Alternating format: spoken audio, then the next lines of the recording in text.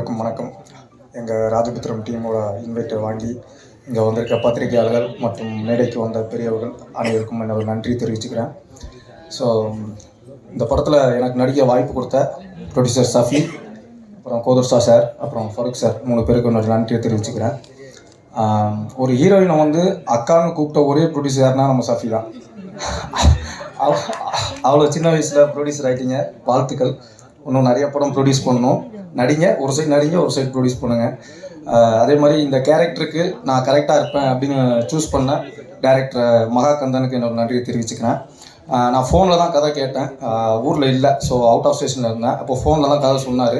First கேட்டது யார் அப்பாவை நடிக்கிறா, இந்த மாதிரி பிரபு சார் தான் அப்பாவை நடிக்கிறாருன்னு சொன்னாங்க. ஸோ அந்த பாயிண்ட்லேருந்து தான் கதையே கேட்டேன். கதை கேட்கும்போது எனக்கு ரொம்ப பிடிச்சிருந்தது. நான் சென்னைக்கு வந்தோடனே நேராக ஆஃபீஸ் போய்ட்டு, நீங்கள் வேறு ஹீரோவை பார்க்காதீங்க, நான் தான் இந்த படம் பண்ணுறேன் அப்படின்னு சொல்லி ஃபிக்ஸ் ஆனோம். ஃபஸ்ட் நாளே போய் பிரபு சார்கிட்ட போய் சரண்டர் ஆகிட்டேன். சார், என்னோடய பர்ஃபார்மன்ஸில் ஏதாவது பிழை இருந்ததுன்னா கண்டிப்பாக நீங்களே திருத்திடுங்க சார், உங்களோட பெரிய குரு யாரும் கிடையாது அப்படின்னு. அதே மாதிரி அவர் ஒரு குருவாக, ஒரு அப்பாவாக நிறைய விஷயங்கள் சொல்லி கொடுத்தாரு. அதே மாதிரி படம் முடிஞ்சது. படம் முடிச்சதுக்கப்புறம் ப்ரொடியூசர் வந்து அடுத்து என்ன பண்ணணும் அப்படின்னு கேட்டார்.